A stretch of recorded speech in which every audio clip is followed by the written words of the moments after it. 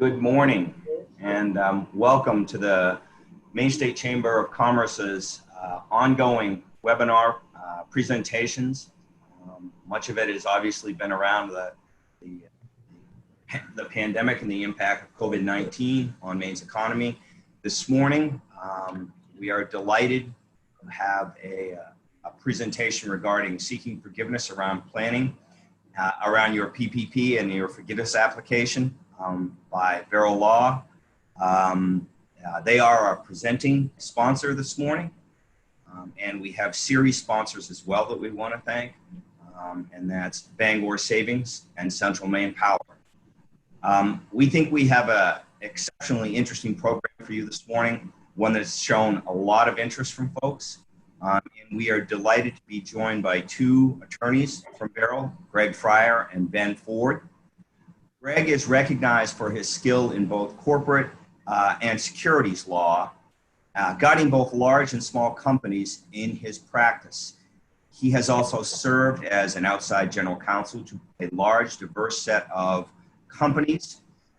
Before moving to Maine in 1985 to join Vero, he practiced in New York, and he's admitted in both Maine and New York. He is active in the business law section of the Maine State Bar Association. He is a graduate of Dartmouth College and Cornell Law School, and he lives in Cumberland with his wife, Joanne, who is also an attorney. Ben Ford, his approach to law is to help his clients reach their full potential regardless of their size. Whether he's helping a Norwegian company looking to establish a presence in the United States, or a basement entrepreneur who's looking to perfect seaweed harvesting techniques.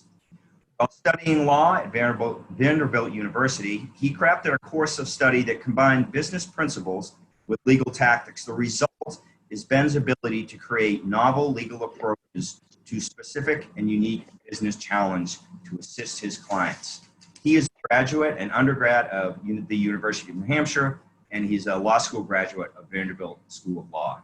And he and I share a common abode in the summer at Great Pond in Belgrade, and we're very lucky to live in Maine and have that opportunity.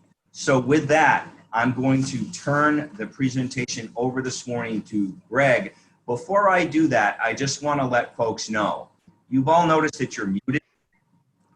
If you have questions during the presentation, there is a chat box at the bottom of your screen. You can input your questions in that chat box, and we're going to do a combination of trying to answer your questions as the presentation goes along, and circle back at the end if both Greg and Ben feel there are questions that are outstanding that need to be addressed. So with that, Greg, take it away. Well, Peter, thank you very much, and thank you to all of you who are joining us this morning. As Peter said, our topic is the next phase of the Paycheck Protection Program, PPP. We're dealing this morning with seeking forgiveness. This is a complicated topic to cover within an hour, so we're going to make some simplifying assumptions about our audience here today. We're going to assume that your company or your nonprofit received more than $50,000 of PPP money, maybe much more than that. We're going to assume that you have some familiarity with the PPP terminology. After all, since you've already received money, that meant you had to go through the application process, and that was not a simple process. So that would have required you to gain some familiarity with concepts.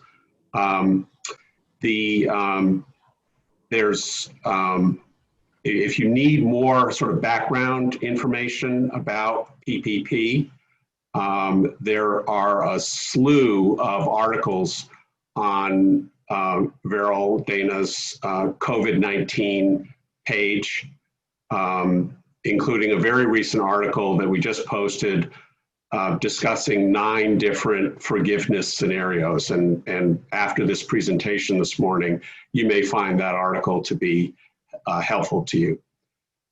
We're pleased that the articles we've been posting on PPP have actually gotten national attention as being high quality, plain English explanations of this complicated and evolving program. So first slide, Ben.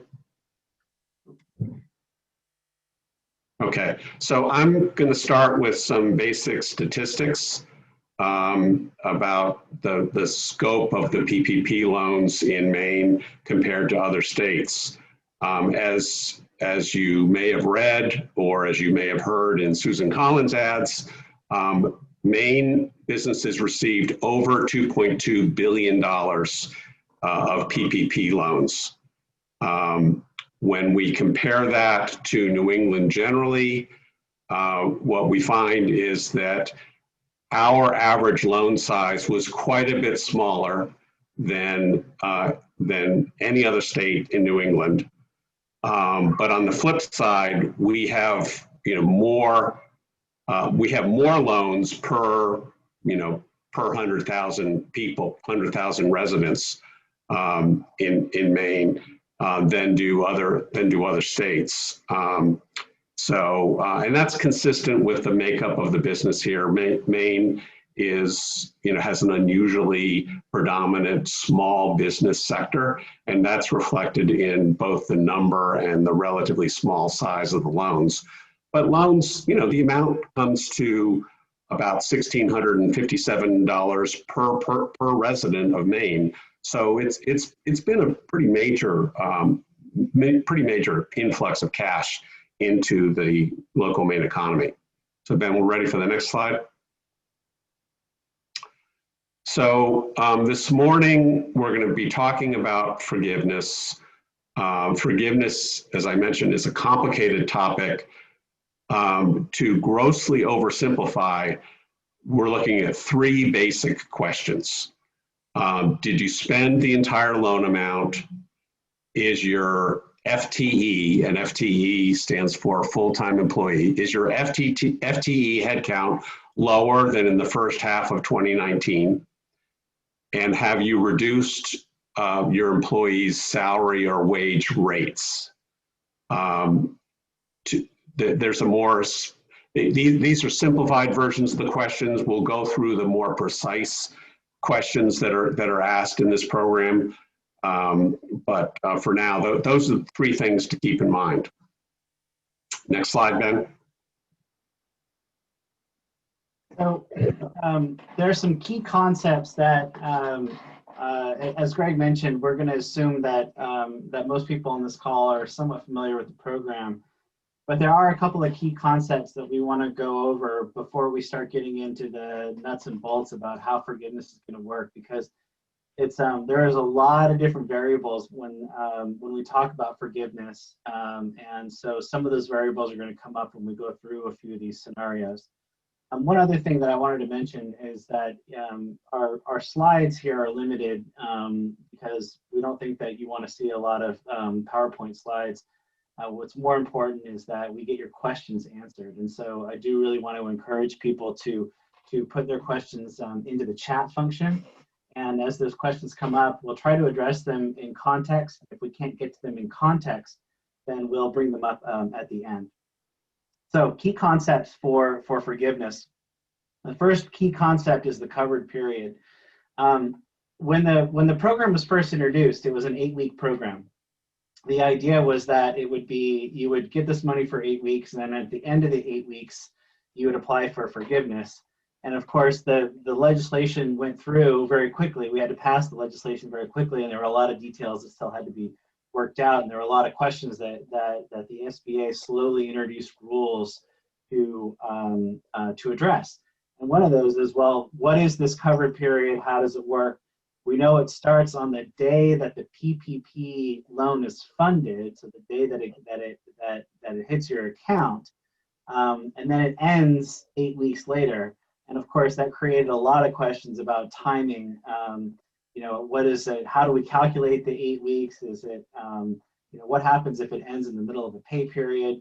So as the months have gone on, the SBA has answered a lot of these questions. Plus, there's been further legislation to help sort of create some flexibility and also some definitions that will help you plan how you're going to manage forgiveness. So if there's still if you received your loan funding before June 5th, there's still an 8-week option. You can still stick the original 8 weeks of a covered period. So it starts on the day that you receive your funds.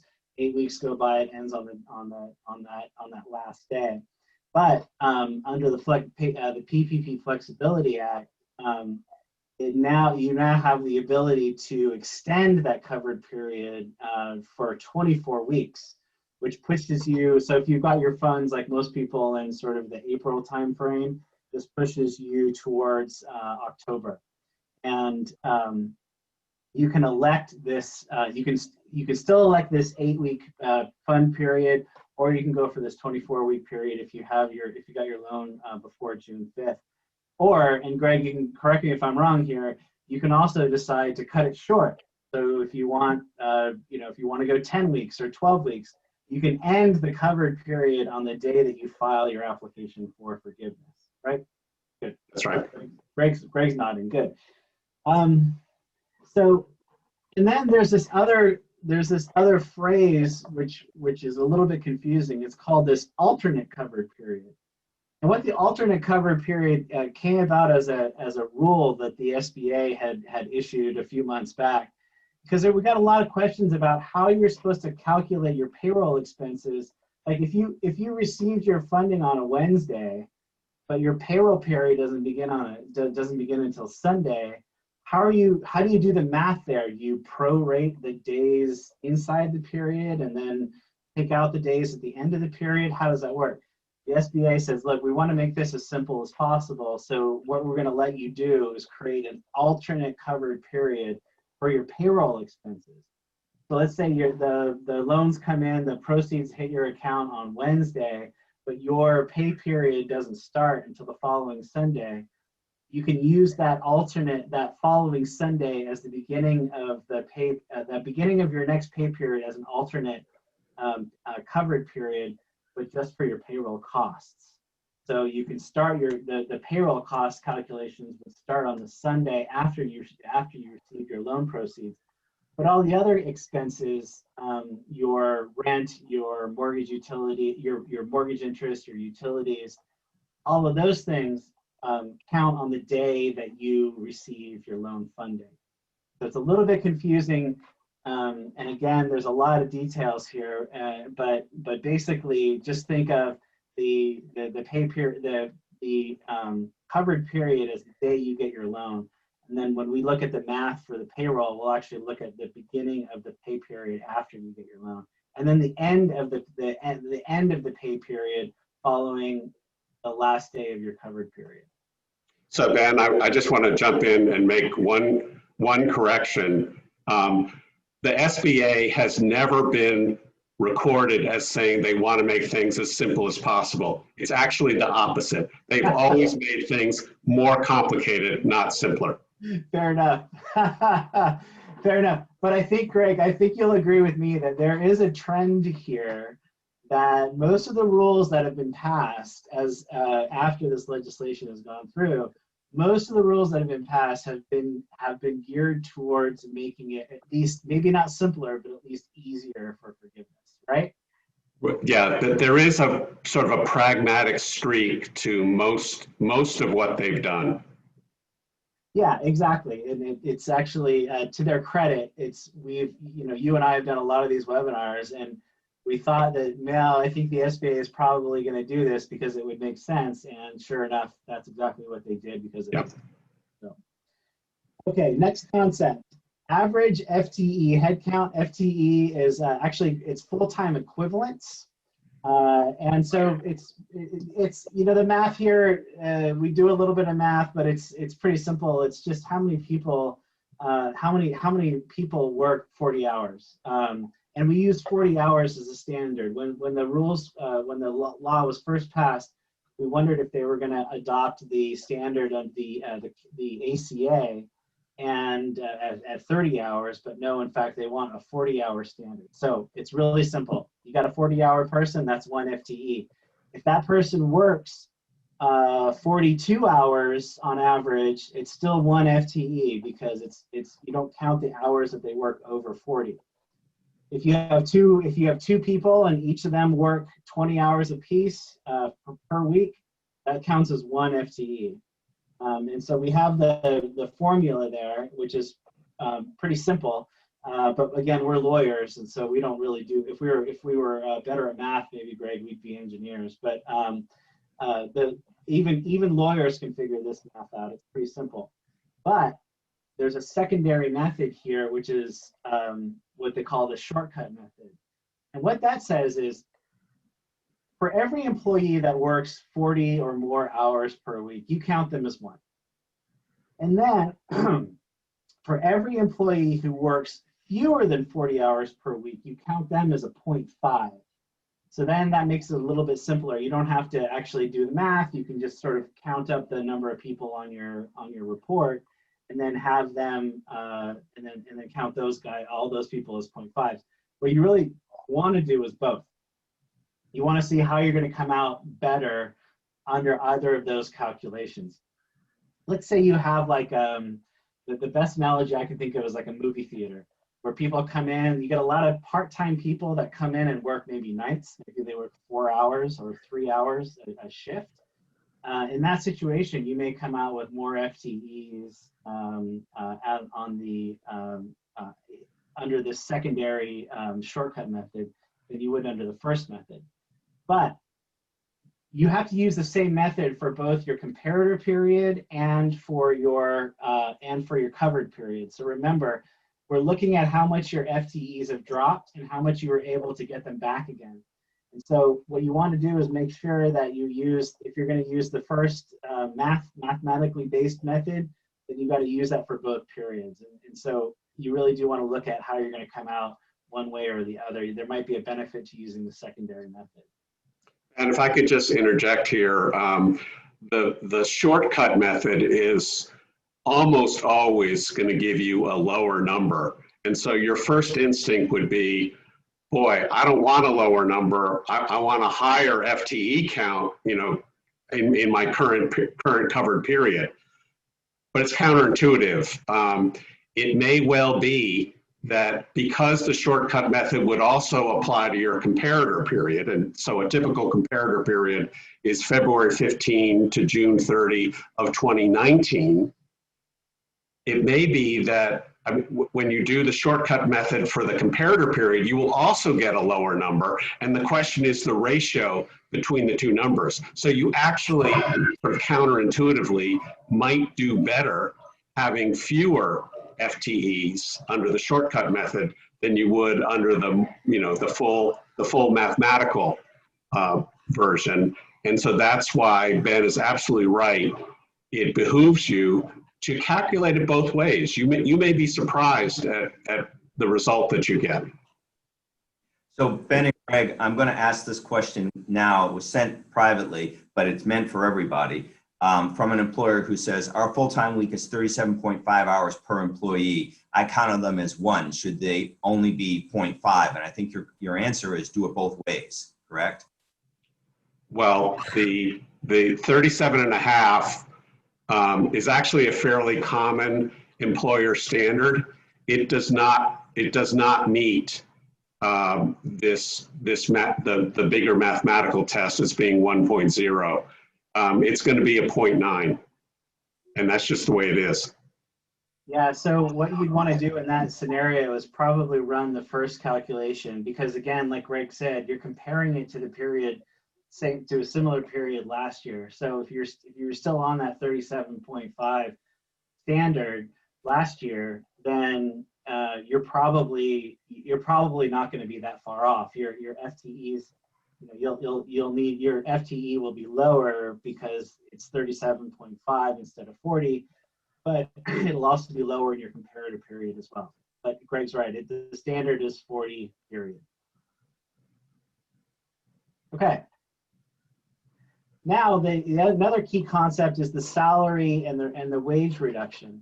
So if you reduce employee pay by cutting their hours, that's an FTE issue. So a lot of businesses went into this pandemic thinking, okay, we need to cut expenses, but we don't necessarily want to terminate people. So how do we meet payroll and keep relationships with people, to the company, knowing that we're going to come out on the other side of this. And one way that people did that was they cut hours of their employees. If you cut the hours of your employees, then what happens is your FTE goes down. Of course, what also happens is that the employees make less money. And so we know that you get dinged for your FTE drop, but then you also get dinged for your for employees making less money. So does that mean that you get hit twice? That you get dinged as a wage reduction, but also as an FTE? And the answer to that was no. If you drop it by hours, then you just get hit for the FTE.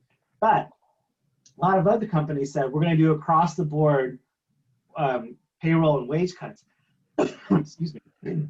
And so in that situation, they wanted to make sure that if you did cut your wages, that you brought them back again. And so you're going to get dinged for cutting people's wages in excess of 25% if you don't bring those wages back.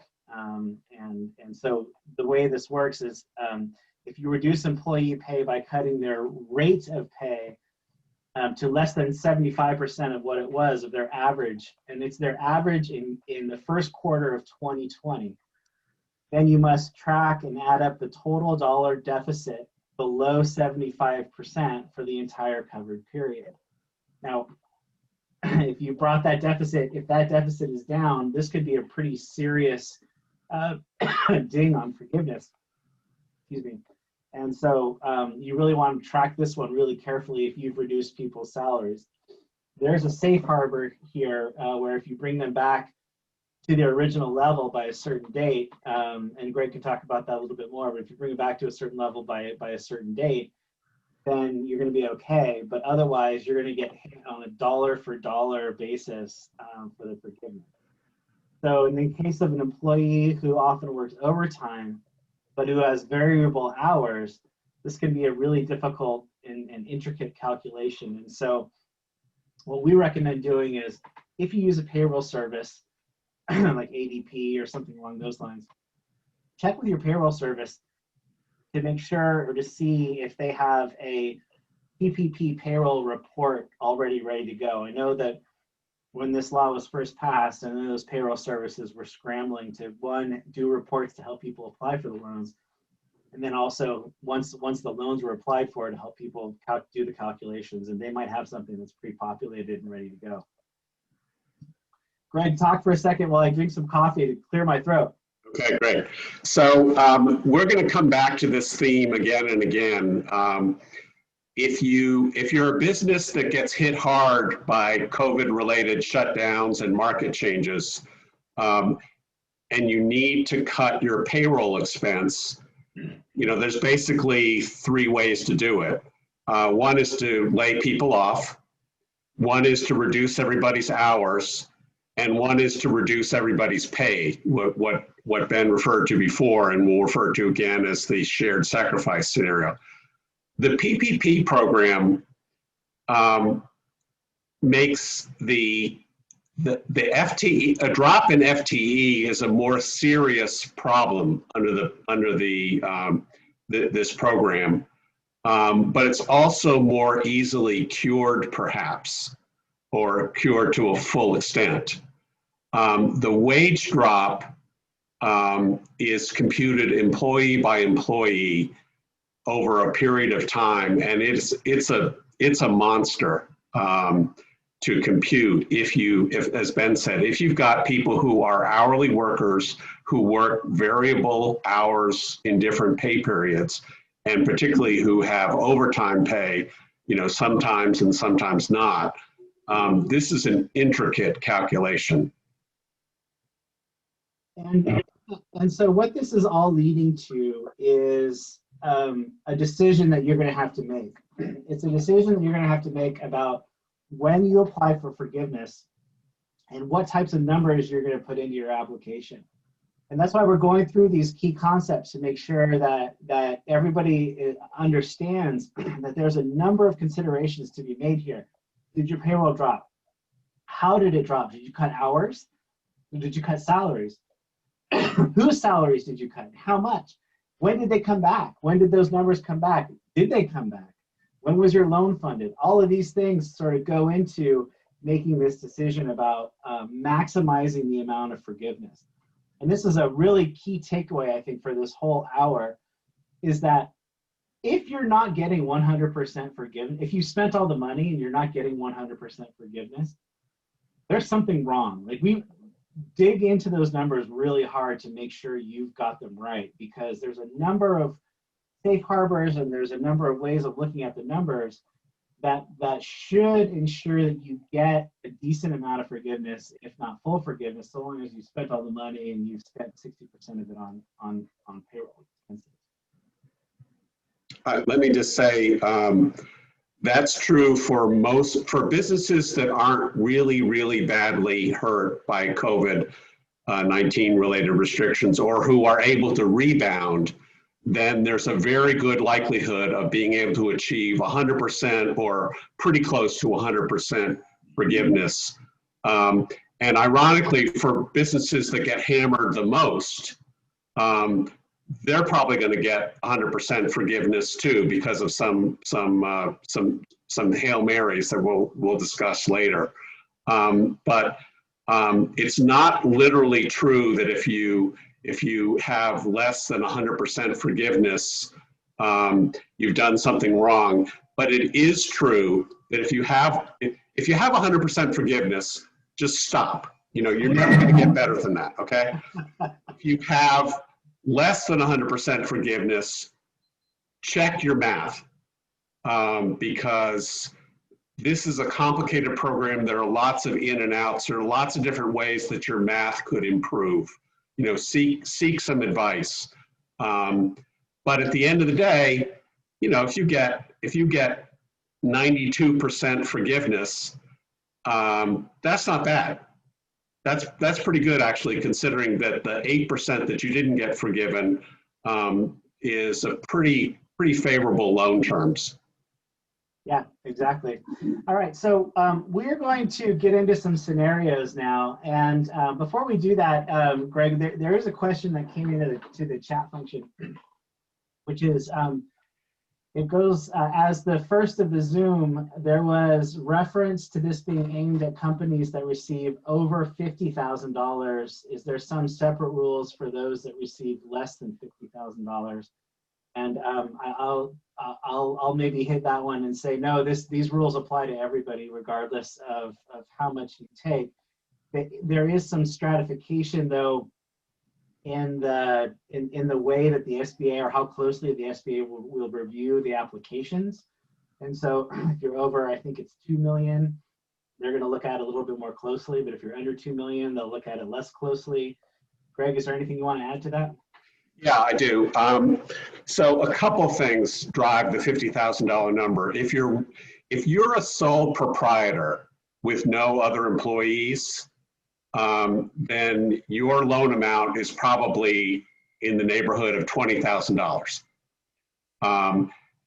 And so it's a small loan, but the good news here is that there's a Form EZ, and you're going to glide right through, and you're going to get 100% forgiveness of that $20,000 in most cases.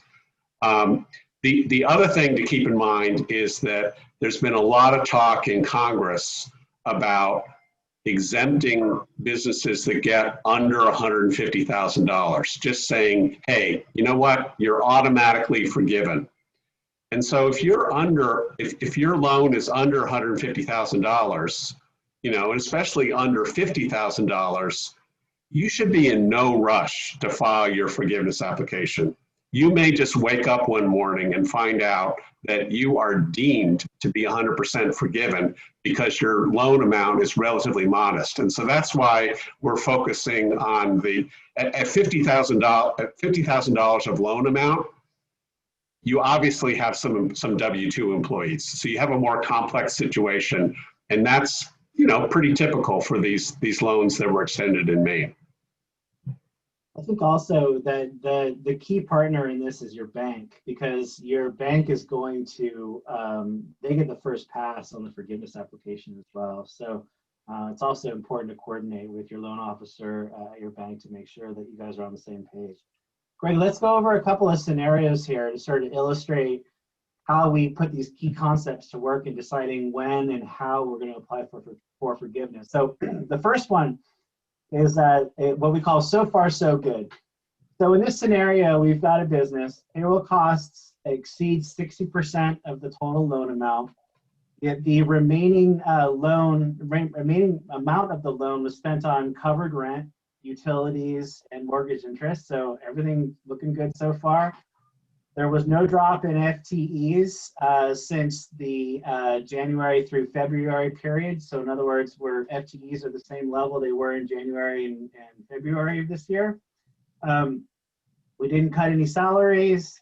Some owners and executives, but some owners and executives have salaries exceeding $100,000 per year. So Greg, this is our scenario here. Things aren't looking too bad. We took the money, we spent the money.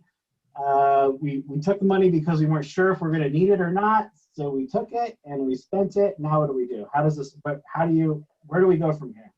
Okay, so this is, this is a pretty happy scenario, and there are a number of important lessons that we can draw from this. In this scenario, you might very well be a candidate for using that optional 8-week period. As I said before, if you achieve 100% inside of 8 weeks, you can't do better than that. Okay, so in this scenario, you just might have a perfect forgiveness application within an 8-week covered period that you would elect if you received your PPP loan before June 5, which is probably most people in the audience. Let me just use this example to show an important feature of the Flexibility Act that was enacted on June 5. The original program, as Ben noted, was 8 weeks, and you had to achieve 75% of your loan forgiveness amount had to be devoted to payroll costs. This was not a statutory, the 75% was not a statutory requirement. It was an SBA Treasury regulatory requirement. And their logic was, look, hey, it's the Paycheck Protection Program. We want to reward you. If you protect paychecks, we'll reward you. And if you don't, we're going to ding you. And so they said, if your loan amount for forgiveness, at least 75% of it has to be devoted to paychecks or other payroll costs. That actually mathematically turned out to be a problem because there are 56 days in an 8-week period. There are 76 days in a 2.5-month period. The 2.5 months, that defines your loan amount. You took your 2019 payroll costs and you took 2.5 months worth of 2019 payroll expense. That was your loan amount. And so you're looking at 56 days into 76 days. That turns out to be just under 75%. It's 73.7%. So right off the bat, even if you have very steady state payroll costs, it was going to be nip and tuck whether you could achieve a 75% level within 8 weeks. Flexibility Act comes around June 5th, and Congress basically said, no, 75%, concept's okay, but it's way too tough. We're going to drop it to 60%. Now look at the math. 56 days out of 76 days is still 73.7%, but you only have to achieve 60%. So that change made it much easier for this so far so good type company to achieve 60%, to achieve the necessary minimum of 60%, because it's actually going to be pretty close to 75%, but perhaps not quite there. So this was good news for the so far so good scenario. The other thing the Paycheck, the Flexibility Act did was extend the expand the cover period to 24 weeks. But here, if you can achieve it after 8 weeks, basically go for it. The other thing to note about this is we've assumed no major drop in salaries or wages. Here's where the Act gives a preference to, treats FTE much tougher than wages. You can actually drop wages by 20–25% and not suffer any adverse consequence under the Flexibility Act. If you did that under the original Act, you'd have an even tougher time meeting 75%. But once that dropped to 60%, you can meet that all day long with only a modest drop in wage rates and a modest drop in wage rates up to 20–25%. You're not going to get dinged for that. Over 25%, then you get dinged. The other thing to note is that when we talk about dropping wages, wage rates, we're not talking about the most highly compensated people in the organization. The owners and other executives who during 2019 made more than $100,000, the entrepreneur, the owner, the one who gets the residual benefit, that can go to zero. It does not affect, you don't have to deduct that from the forgiveness amount. So this scenario illustrates some important but subtle points. So, and there is a really important point here that actually David asked about. He says, why would you choose to apply for forgiveness at 8 weeks? Why wouldn't you just want to go the whole 24? What's the advantage of doing the 8 weeks over the 24? So as I said, if you achieve 100% after 8 weeks, you're never going to do better than that. And we don't really know what's around the corner. I mean, you may be doing just fine, but in September, October, November, the bottom could drop out. And why risk it?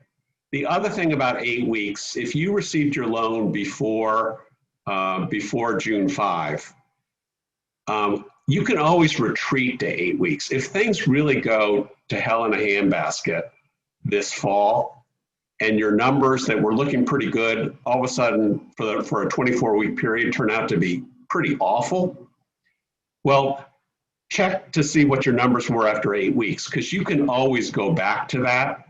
And there's no rush in filing the application. You've got a long time to do the math and figure it out.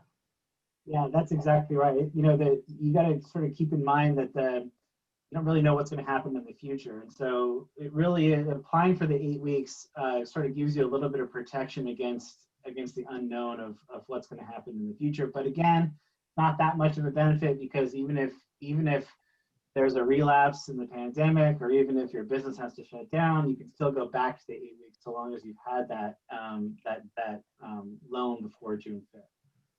All right, you ready for another scenario? Go for it. Here we go. Number 2. This one we're calling almost out of the woods. So there was no wage or salary cuts except for higher paid executives whose salaries in 2019 exceeds $100,000. Kind of goes to what you were saying earlier. But there was a steep count in FTE headcount during between March and May. And as a result, because we dropped the FTEs, our payroll costs over that 8 week period were less than 60% of our loan proceeds. We didn't staff our business. But business is better now. Headcount is almost recovered, and payroll costs now exceed 60% of the loan amount. The remainder of the loan amount was also spent on covered rent, utilities, and mortgage interest. What do we do in this scenario, Greg? So if your head count is, so you didn't have a wage problem, because the only people who suffered a wage rate decrease were people who don't count anyway, the people who were over $100,000 in 2019. So it's an FTE problem. But under this scenario, your FTE count's getting better. You were a small business who initially, the revenue, your sales just dried up like overnight. You cut your staff to a minimum, but now the orders are coming back, the revenues are starting to flow, your you're gaining a little bit of confidence, and you're hiring, you're hiring people back. As soon as you get to the same FTE count as you had on January 1st or February 15, file the application, okay? If you get back to if you don't have a wage issue and you get back to your FTE count for January 1 or February 15, either one, you're not going to suffer, you're not going to get dinged for having lost, having lost headcount in the interim.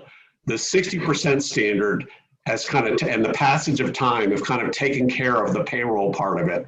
You will have spent, remember the first question, did you spend all the money? You will have spent all the money. By now, we're 15, 16, 17 weeks into the covered period already. And so it's not a question of not spending all the money. It's a question, what's your head count? That's your sole focus here under this scenario. And once you achieve it, go for it.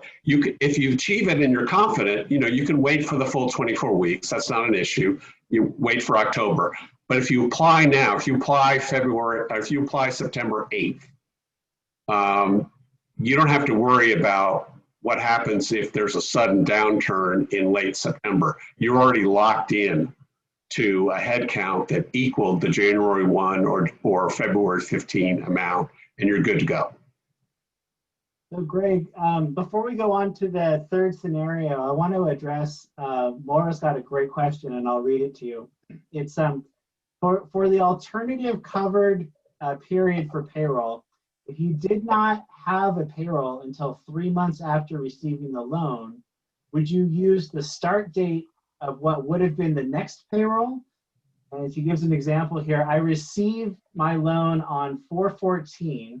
The next pay period would have been 4/26. However, we were shut down until July and did not bring my employees back until July. Or in this case, would I need to stick with the 4/14 date because I never had a real payroll? So that's a complicated question, and I'm going to guess at the answer. Okay, this is a guess. You're not entitled to rely on it. You have to check with your own advisors. You need to read the Treasury SBA guidance. My guess is that the payroll period starts, you use the same payroll period you were using before everything went to hell in a handbasket. Your payroll period is your payroll period, even if your payroll cost is zero.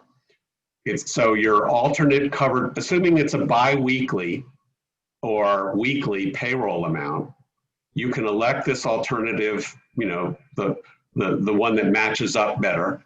And for the first few weeks, your payroll cost is going to be zero. That's just the way it is. But the alternate period, the alternative covered period, you will be able to elect. You don't have to, but you will be able to elect the period that starts when your payroll should have been funded each month. Each week or every other week. Yeah, and I'm guessing that there's a critical clue in here that the business was shut down until July. That suggests to me that maybe this is a restaurant or a tourist-oriented business, in which case there's a safe harbor that's going to apply. So I agree. It's probably use the 4/26 as the beginning of your alternative payroll period, but your FTEs are going to just be terrible. Be terrible.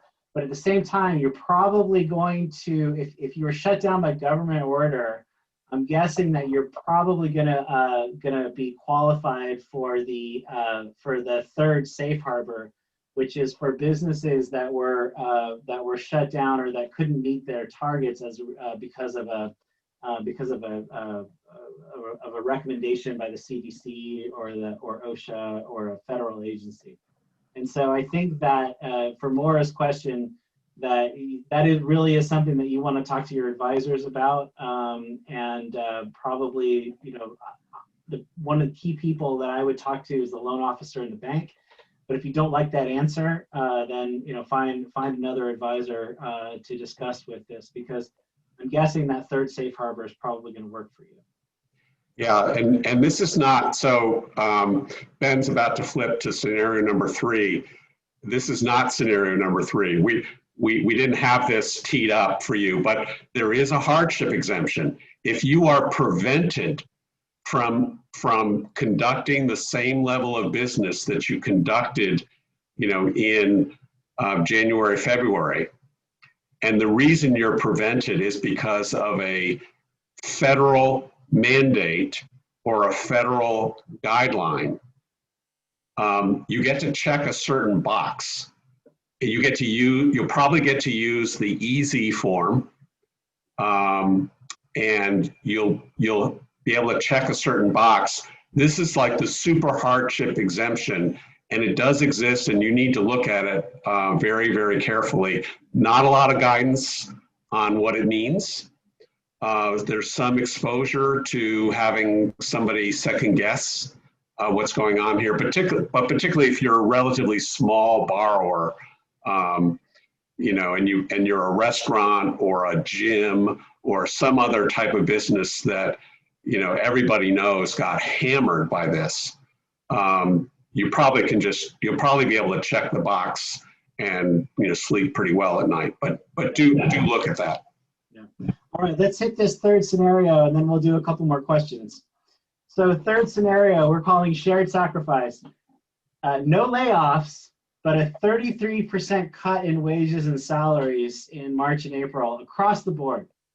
And because of that cut, several employees quit in response. The payroll costs did not meet the 60% level in 8 weeks. Business is now improving, but it's iffy. On August 1st, they restored wages and salaries to the February 15th levels. 2 employees quit, were rehired. Some of the departed employees have been replaced, but headcount is still down somewhat compared to February 15th of 2019. This is a mess, Greg. How do we untangle this one? So this illustrates that the difference between wage rate cuts and FTE. The FTE cuts apply across the board. Remember, it's the quotient. It's the, what was the FTE count in your comparator period divided into what your FTE count is now. It's a fraction. And that applies across the board. With the wage cuts, you got to build that schedule employee by employee. To what extent did you pay Susan less than 75% of what she was, a wage rate that was less than 75% of what she was making, in the first quarter of 2020. And that's a drip. It's not a quotient multiplication thing. It's a drip. Every dollar that you didn't pay Susan below the 75% just reduces your dollars of forgiveness. But the good news is that there is a Hail Mary.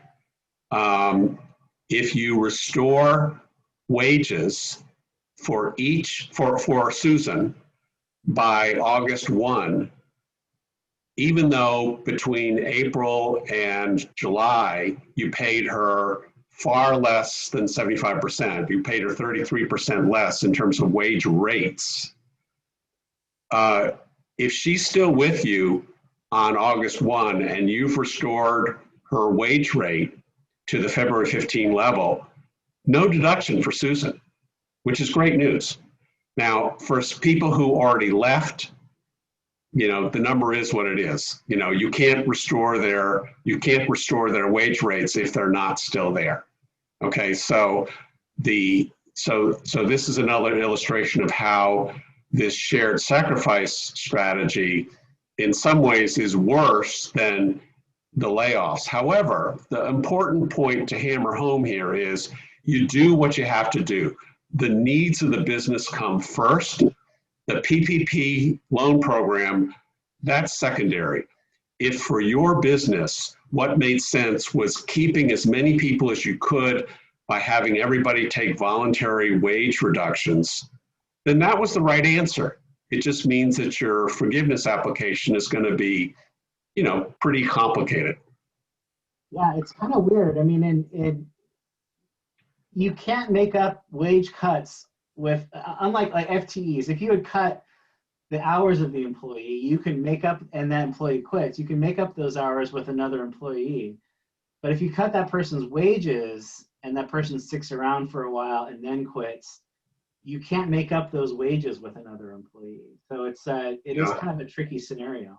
Yeah, it's even more dramatic than that, because if you cut a person's hours and they quit, you get to count that person as if they continue to be employed all the way through your covered period. Yeah, that's right.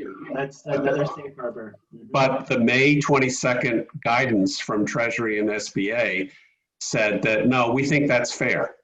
If the person gets fired for cause, or you can document that they quit of their own volition, you get to count that person as essentially as if they're still employed. And it's complicated how you do it on the application, but you'll see it in the worksheet when you take a look at that.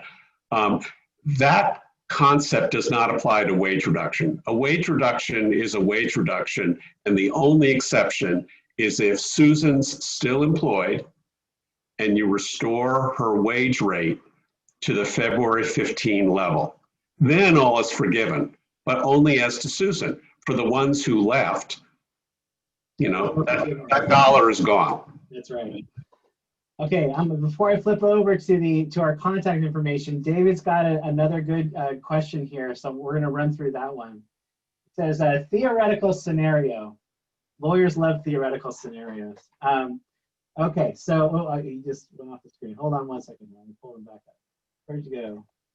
Okay, theoretical scenario. A business calculates 85% forgiveness after 8 weeks, but 100% forgiveness after 12 weeks.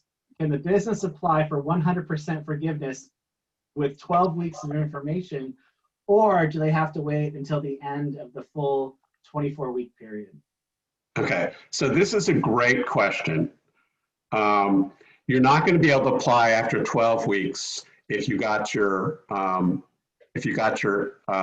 loan in April, because we're already past 12 weeks. Okay, but the concept is a great one.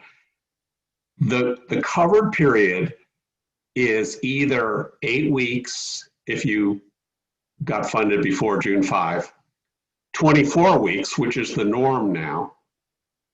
But interestingly, and this kind of snuck in through the back door, Treasury and SBA said, you don't have to wait the full 24 weeks. If you're ready to go and you file the application before the end of 24 weeks, then we'll treat you, then do all your numbers as of the date of the application. You don't have to wait for the full 24 weeks. And we already alluded to this before. If you're in an iffy situation and things have just recovered, but whether you can maintain it for the next month and a half till you get to your full 24 weeks, very seriously consider applying now, because you'll lock in two things. You'll have your 8-week period that's already locked in, but usually that's not going to be enough. And then you have your, your 19-week scenario. If that's as good as it's going to get, go for it. Yeah, and the other thing is that the other reason why I like applying as soon as you can, as soon as you hit that 100% forgiveness mark, is that the political world is in chaos right now. We still have 2 houses of Congress that still have to negotiate another package. And we still have the potential of there being another Ruth's Chris scenario where something happens that embarrasses the SBA and suddenly the rules change. And so I think that once you've got a sure thing, I wouldn't wait. I would just go ahead and get that application in, because then you've got an even more sure thing. Lawyers like to say, on the other hand, and so I'll begin by saying, on the other hand, the fact that this is subject to politics could cut the other way too. I mentioned before that there's pressure building to just automatically exempt the people who are under $150,000, and that might never happen. But it could be 90,000, it could be 50,000, it could be something, or it could not be at all. You just don't know. And so the reason to apply somewhere between 8 weeks and 24 weeks is a risk avoidance rationale. Right. If you are seriously worried that things are going to get worse in the economy for your business, or you're just like super pessimistic about the state of politics today, go for it. Go ahead and file. Otherwise, I'm more pessimistic about the state of politics than you are, Greg. Yeah, I don't think that's possible. Okay, but, we're almost out of time. I just want to grab Pete. Do we have time to do one more question? Just give me a thumbs up or a thumbs down. Thumbs up. Okay. One more question from Nancy. We kept everyone at full benefits and salary or 40 hours, full benefits and salary or 40 hours minimum per week for hourly workers. However, due to COVID, construction was down, eliminating the normal overtime the hourly workers normally receive. How will this affect PPP forgiveness?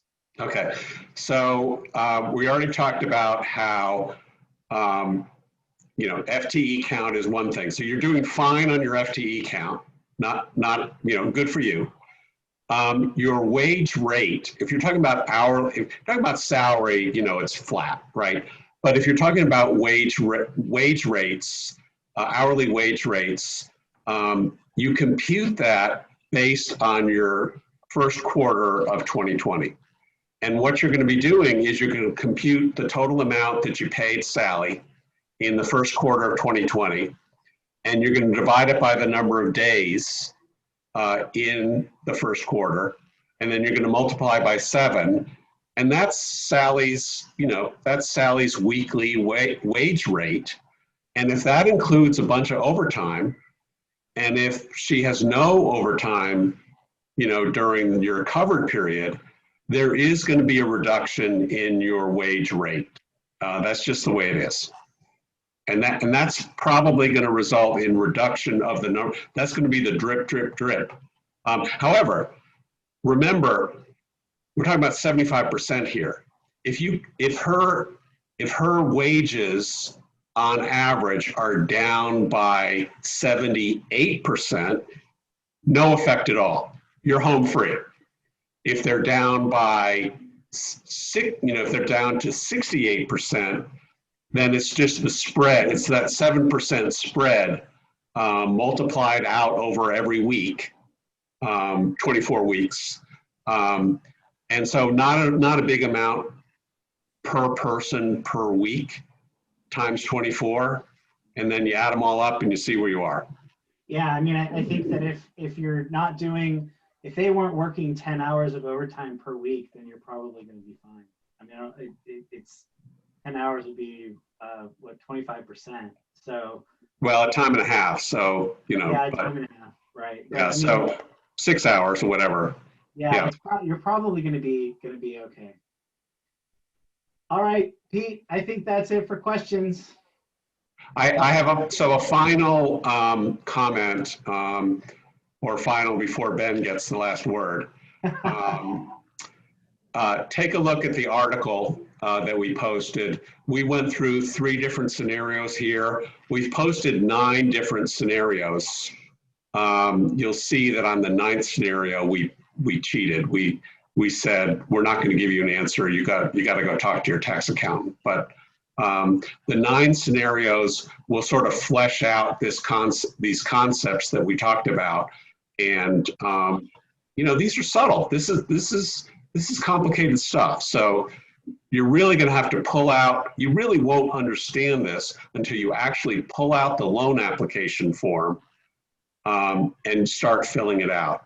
then you're going to go, aha, now I know what Ben meant when he said, you know, okay? Okay, I'm gonna let that be the last word. Greg, it was nice to see you and nice to see everybody else here. And Pete, thanks for the opportunity to address this audience. Well, listen, both Greg and Ben, thank you. I think all the folks here will agree that this was an extremely interesting and informative program. A lot of questions. When we started this, we weren't sure what we were going to get. There were a lot of good, insightful questions. For the folks that are on this presentation, this webinar this morning, this was recorded. It will be up on our website. And Greg and Ben, the slides will be part of that as well, I believe. We had talked about that, but certainly the program will be up. So I want to thank both of you for your presentation this morning. I want to thank Veril as being a presenting sponsor this morning, and our ongoing series sponsors, which are Bangor Savings and Central Maine Power.